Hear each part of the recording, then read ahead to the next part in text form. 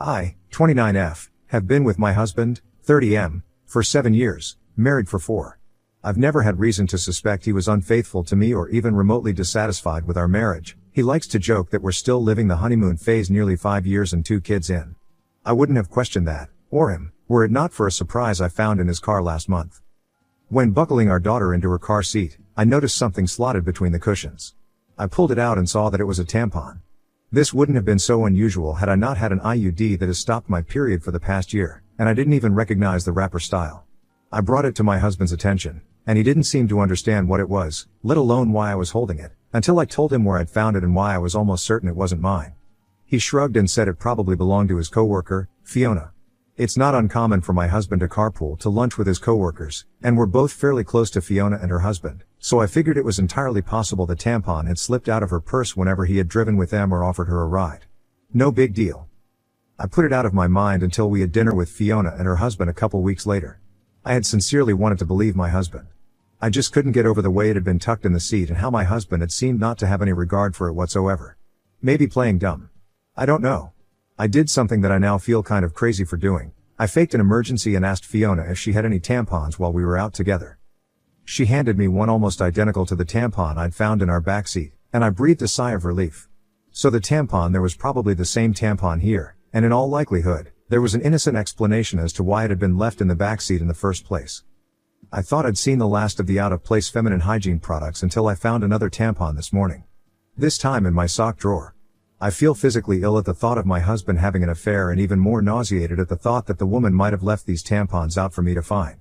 If it was my husband's coworker, why would she give herself away by offering me one the other night?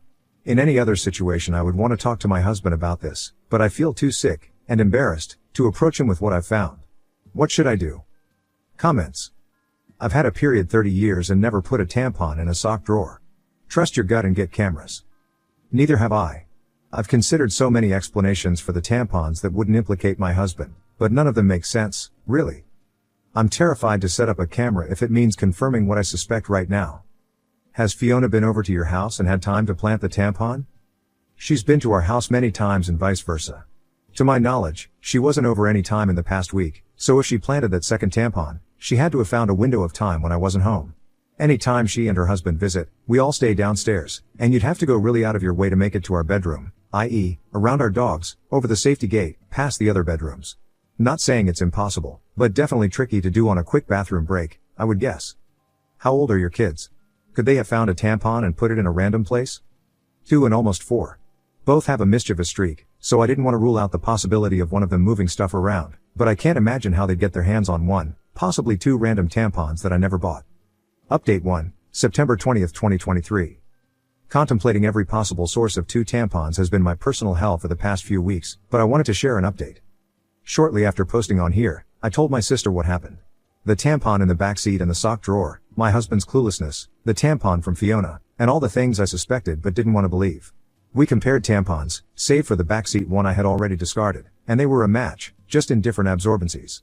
I hadn't left either in a place where my husband or daughters would have found them and moved them around.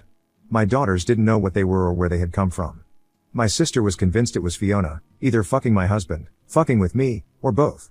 Direct confrontation of either party still seemed like a bad idea, so she suggested inviting Fiona and her husband over for our Labor Day barbecue. Unfortunately, they already had plans. My sister and I agreed that it was too soon for cameras without any other evidence, so it was just a waiting game from there. Watching my husband for any changed behavior, there was none, our house for any misplaced/foreign items, there were none, and even the girls for any new friends they might have met. My sister's husband was adamant on this last point, and partly why he was inclined to believe that the tampons were harmless. If anything had been happening in or around our home, he said, it would be nearly impossible to keep it from me and the girls, since my husband was the one taking them to and from daycare and most other activities during the week. I felt a good bit of consolation in that. It wasn't until my younger daughter, 2 years/0, came down with something last week that I felt any differently. I wanted to be the one home taking care of her, but my husband insisted that I stay at work while he stayed home with her. I was okay with that. My sister and her husband figured it was a good sign that he would take the time off at a moment's notice, and at that point, we were all already beginning to put the tampon fiasco behind us. By the 3rd or 4th day, I was just happy to see a near healthy child and a husband who was helping see her through it. Toward the end of that week, though, I came home to something strange. The toddler that I'd left that morning in an old PJ set was now dressed in a onesie I'd never seen before, with a tiny clip in her hair. I can't say I have the sharpest memory, but I have a pretty good sense of what my kids wear on a day-to-day basis, and particularly what kinds of clothes they wear. I'd sworn off the full-length sleep suits with snaps across the front long before we'd ever had our second. The long snaps are just a pain in the ass and a no-go for efficient diaper changes. Emo. It's just not something I would dress her in, and my husband knows as much. He doesn't plan for, or buy, the girls' clothes, and he certainly doesn't accessorize them, so I was bewildered. And kind of floored at the thought of someone around our sick child without my knowledge. I didn't think twice, and I went straight to my husband to ask if anyone had been over to see him or the girls. He seemed confused, like before, and asked me why I would think that. It had just been him and the kids all day. I asked him again, if someone had so much as stopped by to say hello, and he denied it. He told me to calm down. I might have lashed out and come forward with the accusations right then and there, but our older daughter was in the room, and she sensed something was up. In a calmer voice, I asked him a third time if anyone had been around our children, and my husband swore that the girls hadn't been around anyone but him. He also denied buying new clothes or doing anyone's hair. With our daughter in the room and my emotions all over the place, I decided to leave it. I couldn't make sense of it then, and it hardly seems clearer now, after I've driven myself half crazy with explanations that aren't adding up. Comments. To answer a couple questions. My 2-year/0 can only string together a couple words at a time, and when I ask her about her time with daddy or her clothes/bow, she answers based on the cues I give her. For example, who gave you that pretty bow? And she repeats pretty bow back to me, or mama/daddy over and over. My older daughter, almost 4, was at daycare that morning, and she can't recall anything different from that day. Doesn't remember the PJ change or the hair clip, so my guess is she was changed sometime that morning, but I'm not totally sure. I have a 45 minutes commute to work, so stopping by for lunch isn't really feasible. My sister has been kind enough to leave work and drive past a few times here and there, and she hasn't seen anything out of the ordinary. We have a Ring camera at the front door, and I've got the app on my phone with notifs on. Nothing there yet. If anyone has recommendations for more discreet surveillance, I'd be open to it. I'm just the least tech-savvy person and worry another camera will be easy to detect. Lol. Edit. And yes, we get our carbon monoxide detectors tested regularly. Is it possible one of the hair clips came from daycare? I could see the hair clip being a possibility, but less likely on the onesie. My younger daughter hadn't been to daycare in days, and if either of them had returned with something like that before I would have noticed, especially since it was the kind of onesie I hate with a passion. Lol. People comment that they can't wait to find out the ending to this saga. My money's on the Hollywood horror ending. Hopefully dreamed up the dogs too so I can finally stop picking up their imaginary shits and whatnot. Update 2, October 6, 2023. After nearly losing my mind over a hair clip and a onesie, I realized I wasn't getting anywhere with the accusations and half-baked guesswork. I'd gotten so absorbed in the paranoia and misery of my situation that I wasn't sleeping, eating, or caring for my kids the way I should have been. And I wasn't getting any answers. So I decided to pull the trigger on the hidden cameras and have them shipped to my sister's house, with my bill agreeing to help with the install/setup over at mine. Before the cameras were ever delivered, though, I got my long-awaited confirmation last week. A Ring notification had alerted me to motion at the front door while I was at work.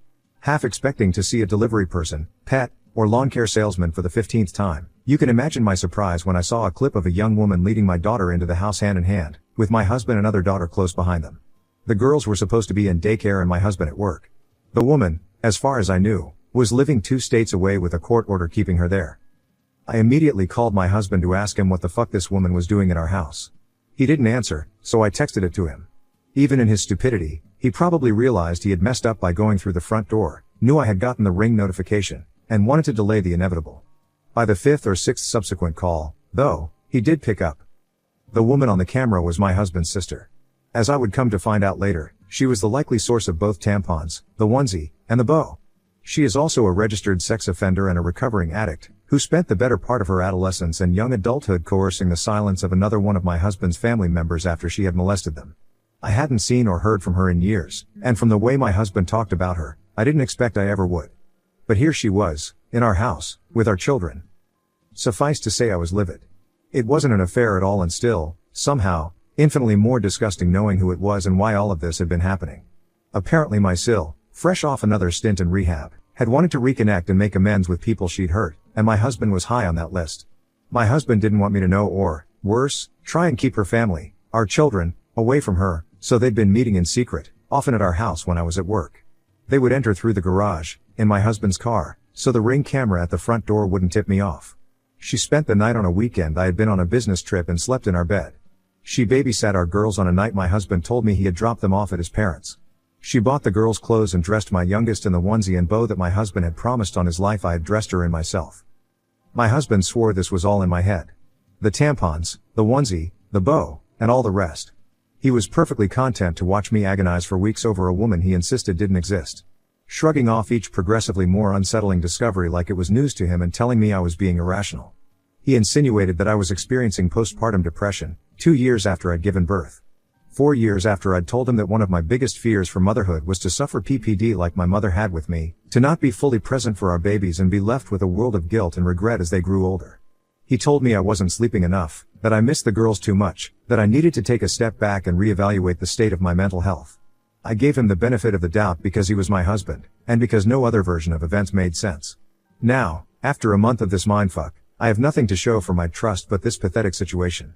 And a lot of anger. Comment. Call the cops and a lawyer. Already on it. Believe me, we're going scorched earth with this motherfucker. Now on to the next story. Story 2. Best friend was outed as trans by another friend. I defended him and it led to someone losing their job. I will try to make this as short as possible but have to explain a lot too, so here we go. My BFF Sam and I have been besties for over a decade and thus I have known him pre-transition. He didn't live in the city I did until about 4 years ago, but when he moved I helped him get a job, make friends, etc. Some think he is my BF of a year. The truth is a bit more complicated. 2 years ago I got out of a very abusive relationship, and when I was on the market I got swarmed a bit with being asked out by casual acquaintances. Sam posed as my BF to get an especially pushy guy away from me at a bar we are both regulars at, and we kept it going because, 1, he gets pressured by his coworkers and mentors that he is a catch and should date but he hasn't felt ready, and 2, so I can have some peace as I focus on my therapy and healing from my past relationship. Note, our best friend group knows that Sam and I are not really a couple. Another guy like that was Mal, another friend in the group. He asked me out around 4 or 5 months after my breakup. I explained that I needed at least a 2 years break from dating, focus on continued therapy, working through my trauma, and take time to focus on me and what I want and all that jazz. He said he understood, and not even 2 months after that we found out that Mal and another of the group were a couple and now they are engaged. Mal has been a friend for maybe 3 or 4 years. We were never especially close and I always just viewed him as a member of our 6-person friend group. We only ever hang out with the group and never one-on-one. I guess I am saying this all to say Mal's sort of the Flash to my Batman. We get on well when with the other super friends, but don't expect too many duo team-ups. At a party at my place where many of our co-workers and bosses were present, Sam's boss points to me and Sam saying something about how he can't wait for us to settle down and have kids, saying, "Come on, Sam, what are you waiting for, man?" And Mal snorts and clearly muttered "man" very incredulously and said, "Yeah, if you want to call Samantha man, that's on you." At first our friends thought it was a supernatural joke, as a lot of us love the show. A character is named Sam and another character calls him Samantha to emasculate him. But then Mal declared that Sam is actually a woman and provided proof by way of pictures of Sam pre-transition. Mal then made comments about me that I must be a lesbian, I am bi, and that Sam and us must be actually a real couple and sleeping together. He was kicked out of my home. Now being outed as a trans man at work caused a lot of drama, and Sam was depressed and has stayed with me for a better part of a month. He didn't eat much and lost a ton of weight, almost never left the house, especially not alone unless to go to work, and has been saying very self-loathing morbid things here and there. I've been really worried about him. I won't lie, I was furious. I'm not an overly confrontational person and am a recovering doormat, but this made my whole being boil. I have been focused on being attentive to Sam and trying to channel my angst, anger, and are into productive things. But the friend group is a bit complicated, as most think Mal is a dick for outing Sam, but some also think Sam is a jerk for not being honest with them. So here's where I am probably in awe.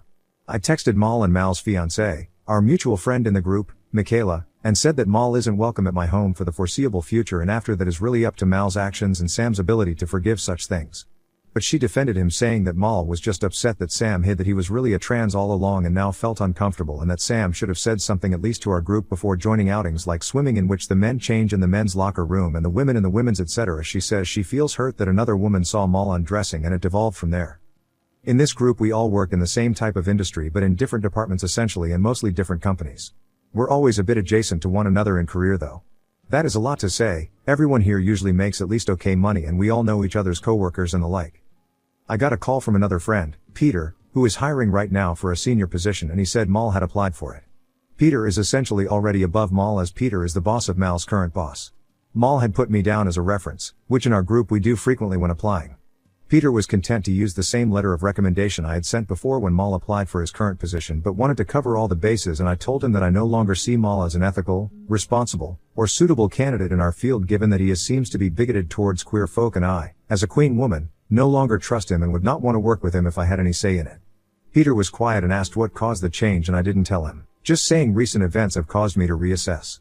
This was perhaps a week ago. Well, a few hours ago, Michaela came over my place and was pissed. She told me that Mal is getting grilled at work, that HR combed his social media and has brought up posts of his and are now considering disciplinary actions with him, and she says she knows it's me. She says Sam literally doesn't have the balls to call the company, so it had to be me. She seemed to think I had a crush on Mal and he turned me down, and thus I was jealous of her and trying to ruin their lives. She called me desperate and degenerate. I snapped and asked her to leave. She then texts me the same argument she had before, and I reiterated over text that I don't want to speak to her or Mal ever again. I screenshotted all of this and sent it to our friend group chat and left the chat. Now I'm getting messaged from almost everyone asking what's happening, but also that I'm going nuclear and went too far. I texted Sam and Sam says he is not ready to deal with the friend group right now, so I can do what I think is right and he will regroup and come back to it when he has the bandwidth. Did I go too far in involving everyone? Am I the for going nuclear? Update, August 10, 2024. A little under a month ago, I posted about an ongoing issue. My best friend Sam was outed as a transman publicly by our former mutual friend Mal. Mal applied for a job before all this and used us as references, and I said that I don't find him to be trustworthy nor would I want to work with him. Another friend of ours, frankly forgot the fake name I gave her, I think it's Michaela, basically blamed me for Mal, then getting a lot of heat at work.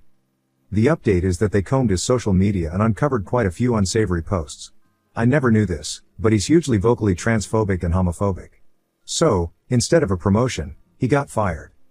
I had already left the friend group chat by this point, and I had blocked both Mal and Michaela. I was focused on Sam, who was going through the deepest depression I have ever seen him go through, and we've known each other a good chunk of our lives. I helped him find emergency therapy, and he stayed with me for almost a month because he was concerned he would fall back into self-harm. He drank heavily and was spiraling hard, and thankfully, he's now on the other side of it all, but it was terrifying. Neither of us got a lot of sleep during this time, and I called in a bunch at work out of exhaustion, concern, or plain numbness. I caught up with a friend from our old group named DF30S at a place we all frequent a few couple ago, and she told me Mal has told everyone that Sam is a woman Earl and she cosplays as a man. My blood boiled, but then I heard about him being fired and hey, I'm human and fuck him. He hurt my best friend, so in my book he got off really easy. But of course about a week after that I ran into him and Michaela at our local, redacted. I am a creature of habit, that's the store in my community, and I always get groceries on Sundays, walk across to the Starbucks next door, have a tea and doom scroll for a bit before biking back home. I saw them, they saw me, I avoided them, got my shit and walked to Starbucks. Mal I guess had stuff to get off his chest, so he ended up there too. He approached me as I waited for my coffee and started on how I stabbed him in the back and stooped low to do so, and now he has no job. He said he might have to move because of the rumors I spread about him and that he is being ostracized. He went on and on bellyaching, and this is Starbucks in a pretty liberal freaking city, so I just loudly said, well, that's what happens to transphobes, Mal. No one likes a bigot. Go away. And while he started in on whatever the fuck he was saying, I couldn't hear over the bigoted fuckery. This big dude walks over and tells him to fuck off. Mal is now telling this guy off, and they are tennis balling insults until Mal aggressively points a finger in my face to hurl a racist slur. I know. Like, dude, at least use a shovel to dig yourself deeper. Christ. Leave enough hate for the other half smoked wet lettuce joint losers out there. Turns out being a racist dickwad trumps being a homophobic twat in this beanery, because that's when people started shouting, and eventually he was just drowned out, surrounded by people who seemed to be in need of pitchforks, some holding their phones up to record. I was a forgotten prop and just sort of drifted back as he was trying to take on a sea of people from our city where we don't take kindly to this bullshit. He left and later sent Sam a paragraphs-long message about how he, Sam, ruined his, Mal's, life because he is masquerading as a man, and if he were a real man, he would face him himself rather than have his bitch, me, sicked on him. He then went on to say that if he dies from all this stress of being so hated that he is now getting trolled on social media, receiving death threats and the like, it will be Sam's fault. Mal said he should sue Sam and me both for defamation and lost wages since we started this witch hunt. Today I heard he moved. Sans Michaela. She's still here. Dunno about her situation right now and don't rightly care. I do know she met with Sam and apologized to him and he did accept it, but was clear that their friendship is non-existent now. She offered to go to Pride, which is locally happening, and Sam said she is welcome to but not with him. She asked him to please hand me a note she wrote for me, which he did, but I haven't read it and probably won't. As far as I am concerned, she doesn't exist anymore. So that's it. I had forgotten about my post until Sam asked me whatever happened about it, and I was like, ooh yeah, and I personally as a lurker hate unresolved stories, so here it is. Here's your bow. That's a wrap.